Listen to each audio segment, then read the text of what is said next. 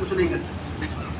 پہلی وہی نازل ہوئی, پہلی وہی نازل ہونے پر سب سے پہلے یہ آیت نازل ہوئی, وَلَا تَقُولَنَّ لِشَيْءٍ إِنِّي فَاعِلٌ ذَلِكَ غَدًا إِلَّا أَن يَشَاءَ. نبی جی آپ ہرگز ہرگز یہ بات مت کہنا کہ میں کل کہنے والا ہوں, کل بتانے والا ہوں, مگر انشاءاللہ کہہ لینا. ہماری مشیت کو اپنے ارادے کے ساتھ شامل کر لینا, ہمارے ارادے کو, اپنے ارادے کو ہماری مشیت کے ساتھ شامل کر لینا. آئندہ ہرگز ہرگز ایسا مت کہنا, آئندہ ہرگز ہرگز ایسا نہیں کہنا. یہ کسی عمل کی اہمیت کو بتانے کے لیے, کسی عمل کی عظمت کو بتانے کے لیے اسی لائن کے آدمیوں کو اللہ تعالیٰ استعمال کرتے ہیں کہ اللہ کی مشیت کتنی بڑی چیز ہے. ایک نبی نے اللہ کی مشیت کو ساتھ نہ لیا تو ان کو بھی ان کے ارادے میں پھیل کر دیا, حالانکہ محبوب ترین نبی ہے, محبوب ترین نبی ہے. وَلَا تَقُولَنَّ لِشَيْءٍ إِنِّي فَاعِلٌ ذَلِكَ غَدًا إِلَّا أَن يَشَاءَ اللَّهُ. ہاں بس ہرگز ہرگز آئندہ ایسا مت کہنا, جب بھی ایسا کچھ کہنے کا ارادہ کرے تو انشاءاللہ کہنا. تو نیت کرو انشاءاللہ, ہمیشہ ارادے کا اظہار انشاءاللہ کے ساتھ کرنا ہے. یہ ایمانی الفاظ ہیں. یہ کیا ہے؟ یہ ایمانی الفاظ ہیں. سبحان اللہ کے وقت سبحان اللہ کہہ دینا, الحمدللہ کے وقت الحمدللہ کہہ دینا, اور ماشاءاللہ کے وقت ماشاءاللہ کہہ دینا, اور انشاءاللہ کے وقت انشاءاللہ کہہ دینا. یہ ایمانی الفاظ ہیں, ایمان کی ترقی اور تازگی اور زیادتی کے الفاظ ہیں. اگر عربی نہیں آتی تو جو زبان آ رہی ہے اس میں بول دو, اللہ چاہیں گے تو میں ایسا کروں گا,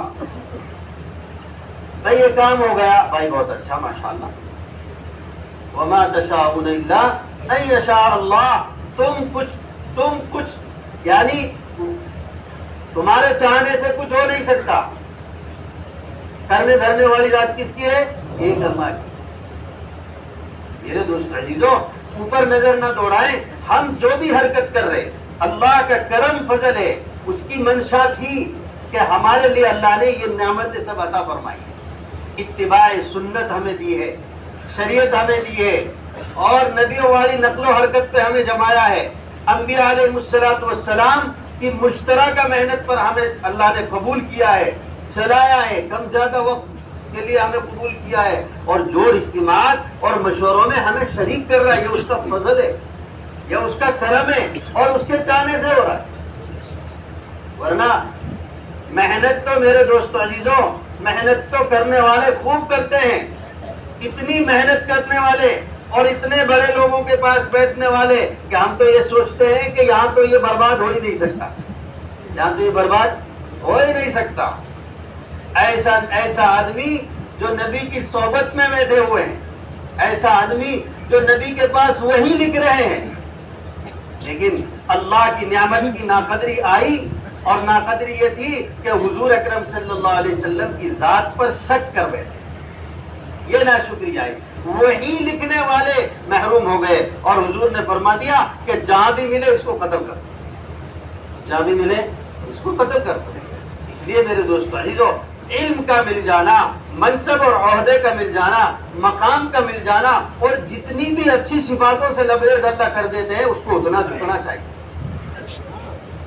ساری پریشانیاں, ساری مصیبتیں, ساری دقت, 13 سال کی قربانیاں, اور 13 سال کا خون بہانا, اور 13 سال فاقہ کشی کرنا, نبی اور نبی کے ساتھ صحابہ کی زندگی کا ایک ایسا 13 سال کا اور مکی زندگی کا دور گزرا ہے جس کے کسی بھی کونے کو, کسی بھی تاریخ کو اٹھا کے دیکھ لو, جو پریشانی, مصائب اور مصیبتوں سے بھری ہوئی ملی. لیکن ایک دن آیا, اتنی محنتوں کے باوجود اللہ رب العزت نے فتح دی, اللہ رب العزت نے غلبہ دیا.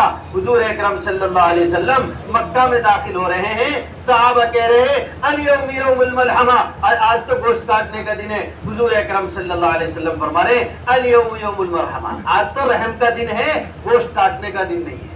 اور آپ کے اندر وہ تواضع تھی, وہ عجز تھا کہ آپ جب اندر جا رہے تھے حرم شریف میں تو آپ کی ریش مبارک, داڑھی مبارک, آپ کا سینہ مبارک آپ کی اونٹنی کی طرف جھکا ہوا تھا تواضع کے اندر.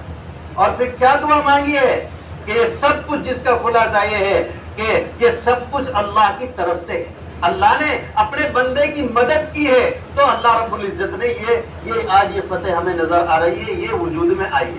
اللہ کی تعریف، نصر عبدہ انجز وعدہ، اللہ نے اپنے وعدے کو پورا کیا، اپنے بندے کی مدد فرمائی۔ 13 سال کی زندگی کا کوئی واسطہ نہیں، 13 سال کی زندگی کا کوئی واسطہ نہیں ہے کہ میں نے یوں خون بہایا، میں طائف میں گیا اور میں نے فلاں جگہ میرے اوپر تھوک ڈالا اور فلاں جگہ مجھے رسیوں سے کھینچا گیا، میں نے بڑی مشقتیں اٹھائی، کوئی واسطہ نہیں دیا، بلکہ اللہ کی طرف جھک گئے کہ یہ آج جو کچھ ہو رہا ہے وہ اللہ کے کرم سے ہو رہا ہے، اس کے فضل سے ہو رہا ہے، اس کے چاہنے سے ہو رہا ہے۔ پورا مجمع جو یہاں بیٹھا ہے اور پورا مجمع جو کام کرنے والا باہر ہے اور اپنے ملک صوبے اپنے علاقے اور حلقوں میں، اللہ کی قسم اللہ کے چاہنے سے سب کچھ ہوا ہے، اللہ کے چاہنے سے سب کچھ ہوا ہے۔ حضور اکرم صلی اللہ علیہ وسلم کتنے بڑے آدمی، حضور اکرم صلی اللہ علیہ وسلم کتنے چہیتے اللہ کے، ابو طالب آپ کے چچا ہیں، نبوت کا ساتھ دیا ہے، آپ کے لیے دایاں بازو بن کے کھڑے رہے ہمیشہ، اور آپ کی بڑی ہمت تھے، بڑی آس تھی کہ قریش میں سے کسی کی، مکہ میں سے کسی کی مجال نہیں تھی جب تک ابو طالب موجود تھے کہ حضور کی طرف کوئی انگلی اٹھا دے، کسی کی مجال نہیں تھی۔ ایسا ساتھ دیا نبی کا، جہاں کوئی دقت پریشانی آئی وہاں ساتھ دیا، بھتیجے کو بے فکر کیا کہ جب تک میں ہوں کوئی کچھ نہیں کر سکتا۔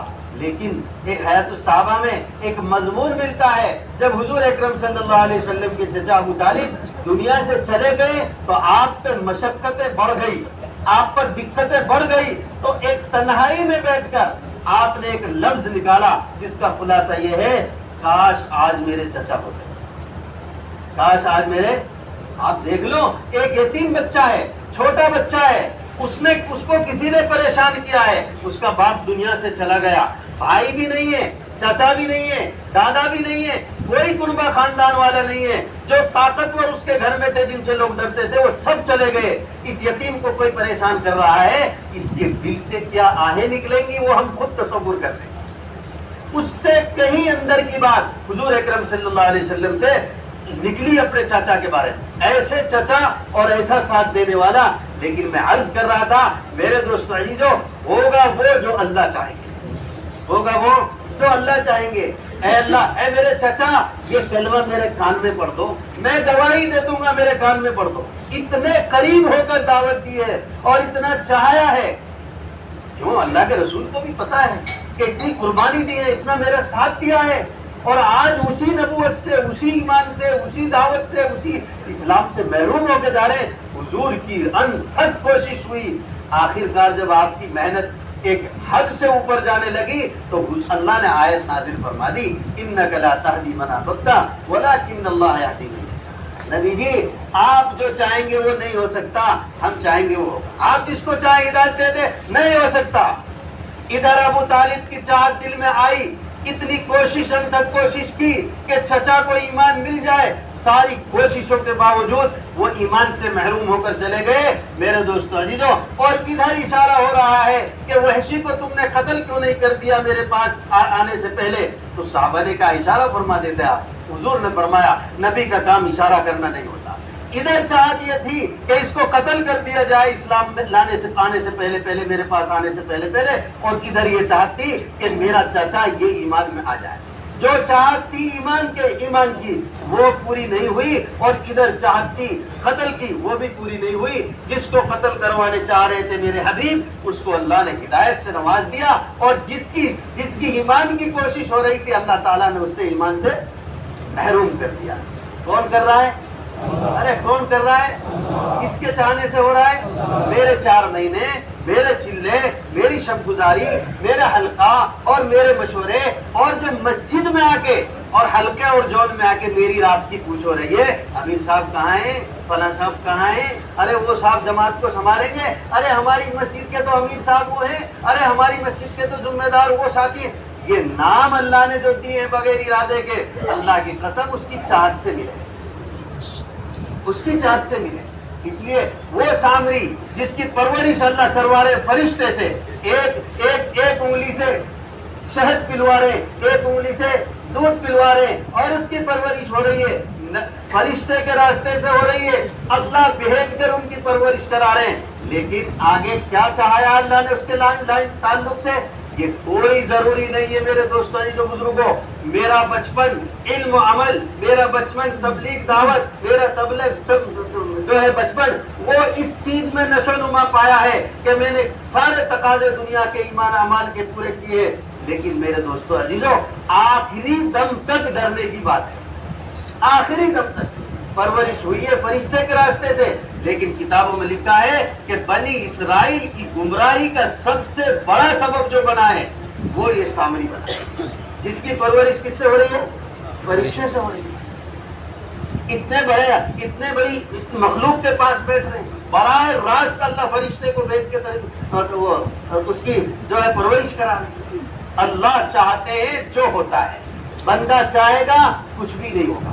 اور یہ اس سب کے لیے انبیاء علیہ السلام، کتب، ابدال، ولی، صالحین اور جس تعلق سے بھی لوگ ہیں اس زمین پر، اس اللہ کی مخلوق میں، ان کے چاہنے سے کچھ بھی نہیں ہوگا، چاہنے سے اللہ سے ہوگا. وما تشاءون الا ان یشاء اللہ. میرے دوست عزیزو، اس میں کوئی دو رائے نہیں ہے، اس میں کوئی شک اور شبہ نہیں ہے کہ جو کچھ ہو رہا ہے وہ کس کے چاہنے سے ہو رہا ہے؟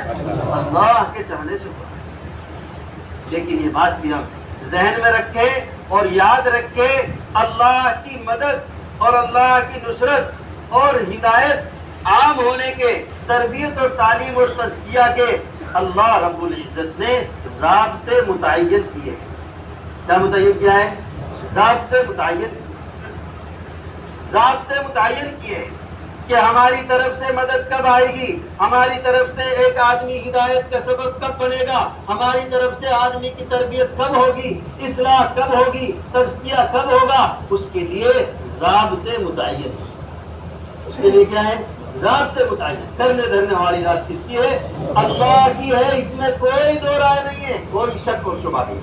لیکن اللہ نے ہدایت اور مدد، نصرت کے ضابطے متعین کیے. 3 ضابطے مدد، نصرت اور ہدایت کے بیان کیے جاتے ہیں قرآن حدیث کی روشنی میں کہ سب سے پہلا ضابطہ وہ دعوت اللہ ہے. سب سے پہلا ضابطہ وہ دعوت اللہ ہے. دوسرا ضابطہ اتباع سنت ہے، اتباع سنت. اور تیسرا ضابطہ وہ آپس کی اجتماعیت ہے، آپس کی. حضرت عمر رضی اللہ تعالی عنہ کا قول ہے کہ اسلام مسلمان، اسلام یہ جماعت کے بغیر کوئی اسلام نہیں، جماعت کے بغیر کوئی. وَاعْتَصِمُوا بِحَبْلِ اللَّهِ جَمِيعًا. یہی وہ ہے، یہی وہ جماعت ہے کہ تم ایک دین کو مضبوطی سے مجتمع ہو کر پکڑ کے رہو. اس لیے کتابوں میں لکھا ہے جماعت صرف انسانوں میں جماعت 2 ہے. ایک جماعت ہے کفر و شرک کی اور ایک جماعت ہے ایمان والوں. بس 2 جماعت ہے کہ اسلام بغیر جماعت کے کوئی اسلام نہیں ہے، اور بغیر جماعت امیر کے کوئی جماعت نہیں ہے، اور اس عمارت کا کوئی فائدہ نہیں ہے جس کی اطاعت نہ کی جائے. وما ارسلنا من رسول الا لیطاع باذن اللہ. رسولوں کو تو بھیجا ہی اس لیے گیا ہے کہ ان کی اطاعت کی جائے. اور میرے دوست عزیزوں، اتباع سنت ہی اصل اطاعت ہے، اتباع سنت ہی اصل اطاعت ہے. اس لیے اسلام ایک منظم دستور ہے، اسلام ایک دستور العمل ہے جو اللہ رب العزت نے شروع کیا ہے، جس کو یوں ہی نہیں چھوڑا. سب سے پہلے اللہ رب العزت نے اس قانون کو، اس دستور کو جب دے کر بھیجا ہے تو اس قانون کے رہبر اور اس قانون کے ذمہ دار اور اس قانون کے پالنہار اور اس قانون کو آگے بڑھانے والے وہ سب سے پہلے انبیاء علیہ السلام. انہوں نے اس قانون کو، دستور کو آگے بڑھایا، پوری قوم کو اپنے سے چمٹا کے لے کر چلے، پوری قوم کو اپنے ساتھ جوڑ کر چلے. تو اسلام یہ پھیلی ہوئی چیز نہیں ہے، یہ مجتمع چیز ہے، یہ مجتمع چیز ہے. اس لیے اسلام یہ ایک قانون ہے، ایک دستور ہے. اس کو عام کرنے کے لیے اور دوسرے لوگوں کو اس سے متاثر کرنے کے لیے ایک بنیادی چیز ہے کہ آپس کی اجتماعیت، آپس کی اجتماعیت۔ حضور اکرم صلی اللہ علیہ وسلم دنیا سے تشریف لے کر گئے، دنیا سے تشریف لے کر گئے۔ حضرت ابوبکر رضی اللہ تعالی عنہ وہ نبیوں کے بعد جو سب سے اہم انسان تھے، سب سے افضل انسان تھے۔ ابو بکر رضی اللہ تعالی عنہ کی تعریف اور مناقب اور فضائل تو حضور اکرم صلی اللہ علیہ وسلم کے زمانے میں معلوم ہو چکے تھے۔ آپ نے ان کو اپنے سامنے صحابہ کی نماز پڑھوا دی تھی، لیکن آپ کی وفات کے بعد حضور اکرم صلی اللہ علیہ وسلم نے حضور اکرم صلی اللہ علیہ وسلم کی وفات کے بعد ابو بکر رضی اللہ تعالی عنہ نے ابو عبیدہ رضی اللہ تعالی عنہ سے کہا، آئیے حضور اکرم صلی اللہ علیہ وسلم دنیا سے تشریف لے گئے، اب مسلمانوں کی باغ ڈور ہم تمہارے ہاتھ میں دیتے ہیں۔ کس کے ہاتھ میں دیتے ہیں؟ میں یہ عرض کرنا چاہ رہا، یہ نظام آزاد نہیں ہے، یہ نظام اللہ رب العزت نے اپنے نبیوں کی ذمہ داری میں چلایا، اور حضور اکرم صلی اللہ علیہ وسلم کے بعد کوئی نبی نہیں آئے گا، ان کے بعد صحابہ کے ساتھ یہ نظام جوڑ کے اللہ تعالیٰ نے چلایا، اور آج تک یہ نظام ایسا چل رہا ہے۔ ابو بکر رضی اللہ تعالیٰ عنہ نے فرمایا، ابو عبیدہ آؤ، ہم تمہیں حضور اکرم صلی اللہ علیہ وسلم کا خلیفہ بناتے ہیں، اور ساتھ میں خوبی بیان کر رہے ہیں۔ کیا بیان کر رہے ہیں؟ خوبی۔ ابو عبیدہ میں نے حضور اکرم صلی اللہ علیہ وسلم سے سنا ہے، یہ فرماتے ہوئے سنا ہے کہ ہر امت کا ایک امین ہوتا ہے، اس امت کا امین ابو عبیدہ ہے، لہذا آپ اب اس امت کے خلیفہ اور حضور اکرم صلی اللہ علیہ وسلم کے نائب ہوں۔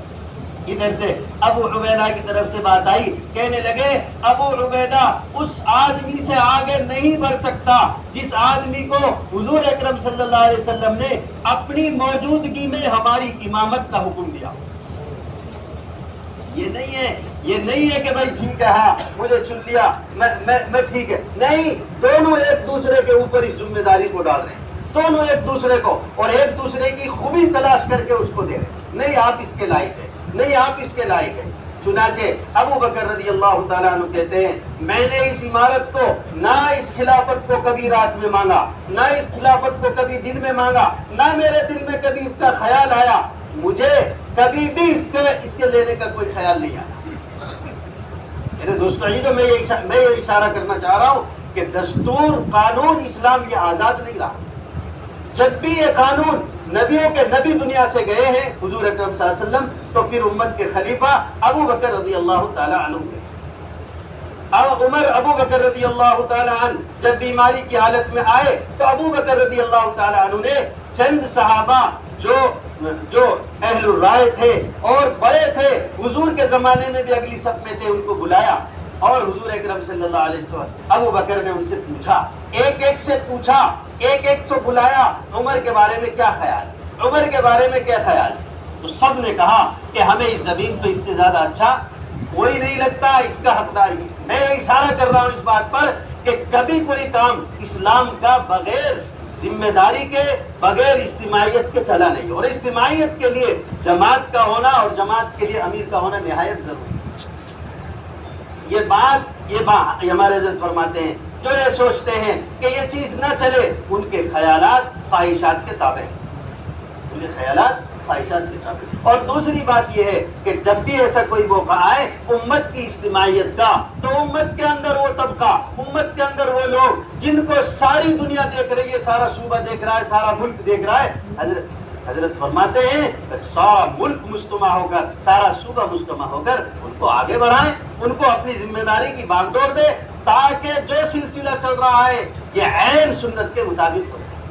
چنانچہ حضور ابو بکر رضی اللہ تعالیٰ عنہ کی وفات کا اور بیماری میں رہے اور وفات کے دن قریب آئے تو حضرت عمر کو بلایا، صحابہ کو بلایا، حضرت عمر کے بارے میں پوچھا، اور پوچھنے کے بعد دیکھو یہ بات تو رہتی ہے، اس میں کوئی شک نہیں ہے، ابو بکر خلیفہ بنے، خالد ابن سعید آئے، انہوں نے 3 مہینے تک ذرا بات کو روک کر رکھا۔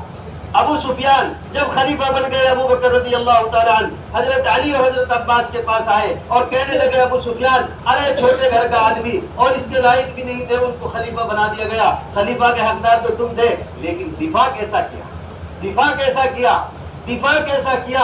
ایسا دفاع کیا حضرت عباس نے اور حضرت علی نے کہا ابو سفیان ایک زمانہ تھا تم نے اسلام اور مسلمانوں کو نقصان پہنچانے کی کوشش کی تھی، اس وقت تم سے اسلام اور مسلمانوں کا کوئی نقصان نہیں ہوا، آج بھی تم سے کوئی نقصان ہونے والا نہیں، آج بھی تم سے کوئی نقصان ہونے والا نہیں ہے، اور ہمارے بیچ میں ابو بکر اس کے لائق ہے کہ ہم اس کو اپنا خلیفہ بنائیں۔ حضرت ابو بکر کی وفات کا وقت آیا، عمر کے بارے میں پوچھا، حضرت عثمان رضی اللہ تعالی عنہ کو بلایا اور لکھنے کے لیے کہا کہ لکھو۔ جیسے ہی دیکھو ذمہ داری کا احساس کتنا بڑا ہوتا ہے، ابو بکر رضی اللہ تعالی عنہ لکھوا رہے ہیں، حضرت عثمان لکھ رہے، جیسے ہی عمر کا نام لکھنے کے قریب پہنچے، پتہ چلا کہ عمر کا نام لکھنے والا ہے، ابو بکر بے ہوش ہو۔ اتنی بڑی ذمہ داری میں اپنے بعد والے کے لیے منتقل کر رہا ہوں۔ یہاں بھی اگر کچھ لوگوں نے کہا تھا مزاج کے سخت ہیں، آپ ایسے آدمی کو ہمارا خلیفہ بنا کے جا رہے، مزاج کے سخت ہیں، آپ سے اللہ پوچھیں گے اور کیا جواب دیں گے؟ حضرت ابوبکر نے فرمایا میں اللہ کو یہ جواب دوں گا کہ زمین پر اے اللہ عمر کے علاوہ مجھے کوئی نظر نہیں آتا تھا اس خلافت کے حق کو ادا کرنا، میں یہ جواب دوں گا اللہ کے لیے۔ چنانچہ عثمان رضی اللہ تعالی عنہ سے خط لکھوا دیا، اور جب بے ہوش ہوئے اس کے بعد ہوش میں آئے تو ابوبکر نے پوچھا کیا لکھا ہے عثمان؟ کہنے لگا اللہ امیر المومنین میں نے عمر کا نام لکھ دیا، اور مجھے ایسا لگا کہ اگر آپ وفات کر گئے اور بتا کر نہیں گئے تو آپ کے بعد اگر میں نہ لکھتا تو پوری امت میں انتشار ہو جاتا۔ تو ابوبکر نے کہا تم نے صحیح کیا، میں بھی یہی سوچ رہا تھا۔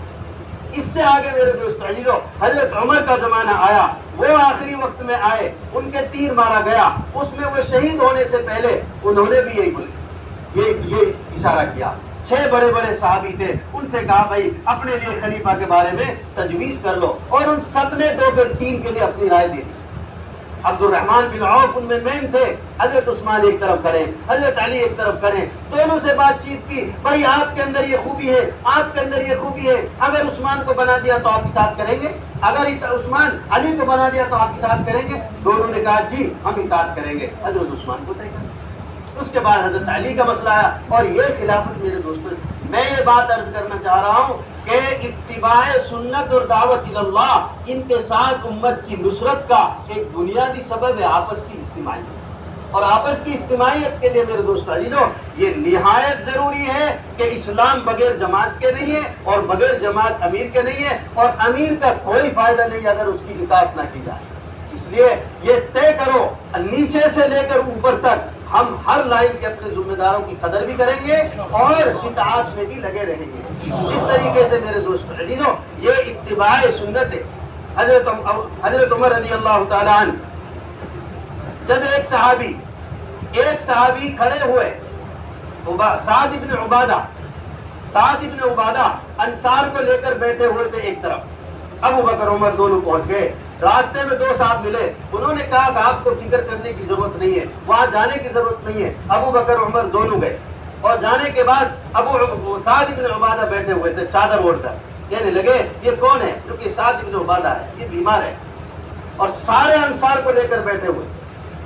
ابو بکر نے خطبہ دیا، ابو بکر نے ایک بیان کیا، عمر رضی اللہ تعالیٰ عنہ نے کچھ کہنا چاہا، حضرت ابو بکر نے روک دیا۔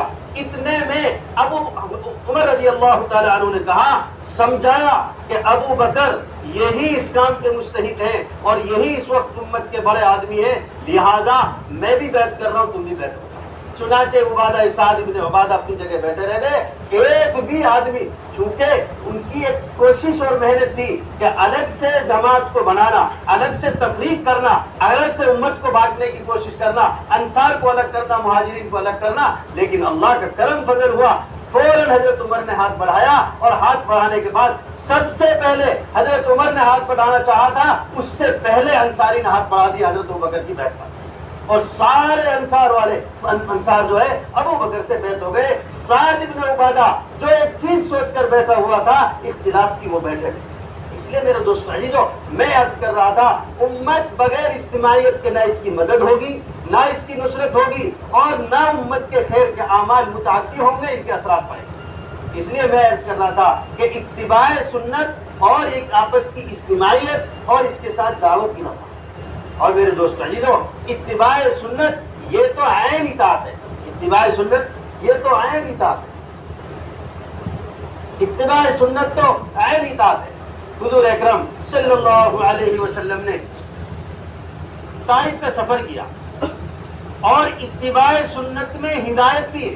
اتباع سنت میں وَإِن تُطِيعُوهُ تَهْتَدُوا، ہمارے حضرت فرماتے ہیں اتباع سنت کے بغیر ہدایت نہیں ملے گی. قُلْ إِن كُنتُمْ تُحِبُّونَ اللَّهَ فَاتَّبِعُونِي يُحْبِبْكُمُ اللَّهُ. اس آیت کی تفسیر میں لکھا ہوا ہے کہ جو آدمی حضور کی زندگی سے ہٹ کر زندگی گزار رہا ہے، جو آدمی حضور کی زندگی سے ہٹ کر زندگی گزار رہا ہے اور وہ حضور سے محبت کا دعویٰ کر رہا ہے، یہ اپنی محبت میں جھوٹا ہے، یہ اپنی محبت میں جھوٹا ہے. اس لیے میرے دوستو عزیزو، اتباع سنت حضور اکرم صلی اللہ علیہ وسلم کی وہ چھوٹی سی سنت کہ وہ 3 صحابی جنہوں نے یہ سوچا تھا، جنہوں نے یہ فیصلہ کیا تھا کہ میں کبھی شادی نہیں کروں گا، میں روزہ ہی رکھتا رہوں گا، میں عبادت میں ہی لگا رہوں گا، ان تینوں نے طے کیا کہ ہم شادی نہیں کریں گے. ایک اپنی انسان کی نکاح کی سنت اور ایک اپنی ضرورت کی سنت، اس میں انہوں نے عبادت کا، روزے کا اور یکسوئی کے ساتھ اللہ کی عبادت کا ارادہ کیا تھا. اس پر حضور اکرم صلی اللہ علیہ وسلم فرمایا فَمَنْ رَغِبَ عَنْ سُنَّتِي فَلَيْسَ مِنِّي، فرمایا جو ہماری سنت سے اعراض کرتا ہے وہ ہماری جماعت میں سے نہیں ہے. وہ ہماری ایک نکاح کی سنت اور اس اپنی ضرورت کی سنت، اس میں تجاوز کر دیا، کیا کہتے ہیں، مبالغہ کر دیا، حد سے اوپر چلے گئے. شریعت میں نہ افراط ہے نہ تفریط ہے. وہ ہے جو حضور نے فرمایا. آپ نے فرمایا اگر تم تو تینوں نے یہ ارادہ کیا ہے کہ ہم نکاح نہیں کریں گے، وَمَنْ رَغِبَ عَنْ سُنَّتِي فَلَيْسَ مِنِّي، وہ ہماری جماعت میں سے ہے ہی نہیں. میرے دوستو عزیزو، ہم غور تو کریں، ایک نکاح کی ایک اپنی عبادت اور اپنی زندگی میں خیر کے کاموں کا تجاوز کیا تھا، حد سے تھوڑا سا اوپر چل گئے. اس میں حضور نے فرمایا ایک سنت کے ترک پر کہ تم یہ جو ہماری سنت سے اعراض کرتا ہے وہ ہماری جماعت میں سے نہیں ہے. میں اور آپ غور کریں کہ سنتوں کا علم تو کتنا ہے لیکن اتباع سنت کتنی ہے. حضور اکرم صلی اللہ علیہ وسلم کی سنت کتنی ہے.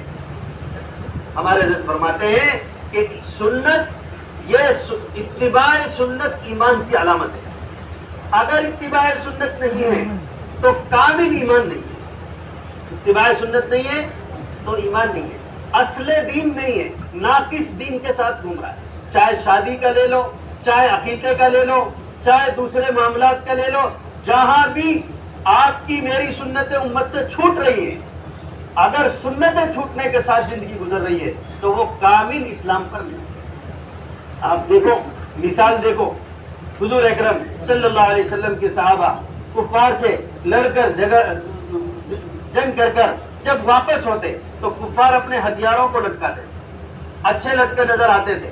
صحابہ نے کہا اللہ کے رسول آپ اگر اجازت دیں تو ہم بھی اپنے ہتھیاروں کو اس طرح لٹکا لیا کریں، سیفٹی بھی ہے، محفوظ بھی ہے، لٹکے بھی اچھے لگیں گے، ایک حفاظت میں بھی رہیں گے. حضور اکرم صلی اللہ علیہ وسلم نے فرمایا کتنی بڑی بات ہے میرے دوست عزیزو، ہم کہہ کر گزر جاتے ہیں، پڑھ کر گزر جاتے ہیں. صرف ایک ضرورت کی چیز میں غیروں کی مشابہت اختیار کرنے کا سوال ہوا ہے کہ ہم ایسا کر سکتے ہیں.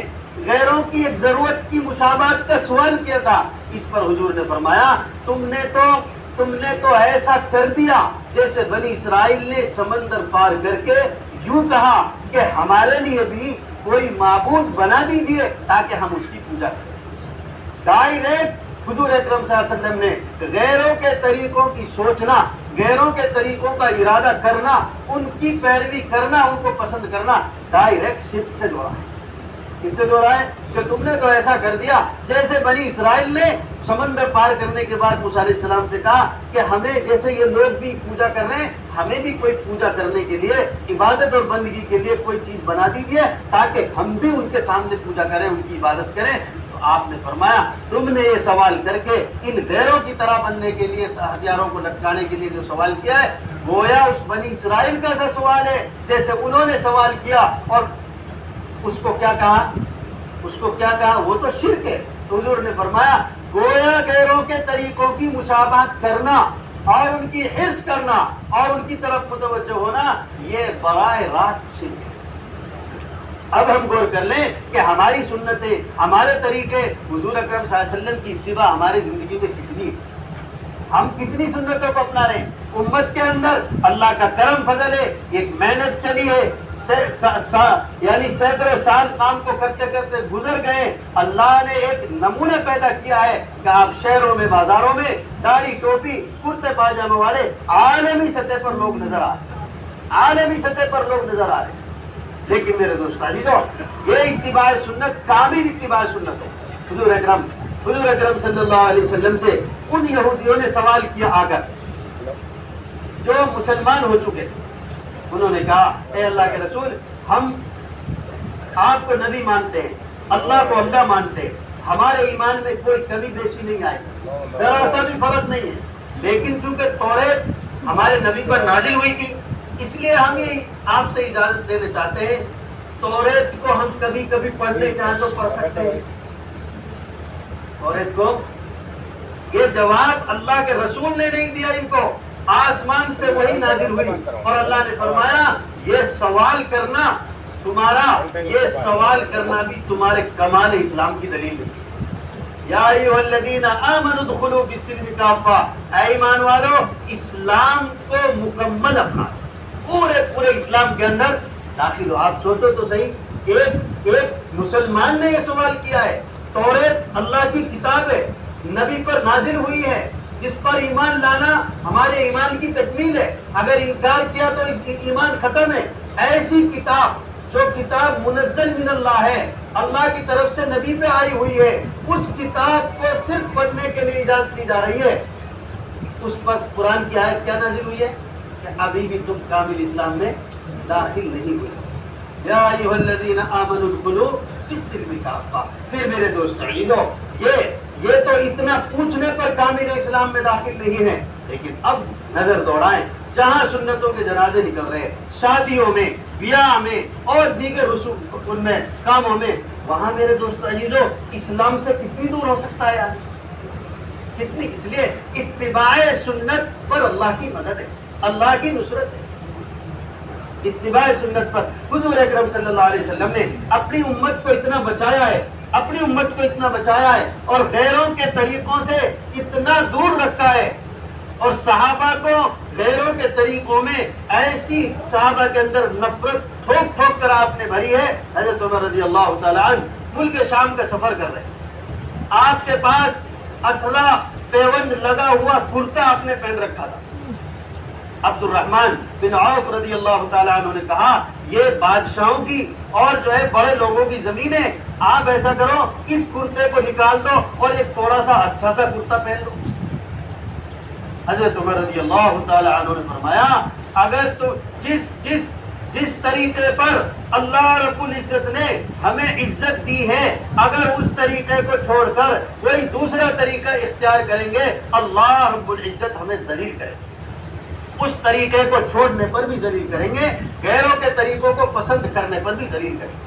حضرت عمر رضی اللہ تعالیٰ عنہ نے یہ بات فرمائی اور 18 پیوند اس حضرت عمر رضی اللہ تعالیٰ عنہ کے کرتے میں لگے. ایک سنت پر جان دینے کے لیے, قربان ہونے کے لیے صحابہ میں سے ایک بھی صحابی ایسا نہیں مل سکتا جنہوں نے ایک چھوٹی سنت کے لیے بھی اپنی جان اور مال اور وقت کو قربانی کرنے کے لیے تیار تھا.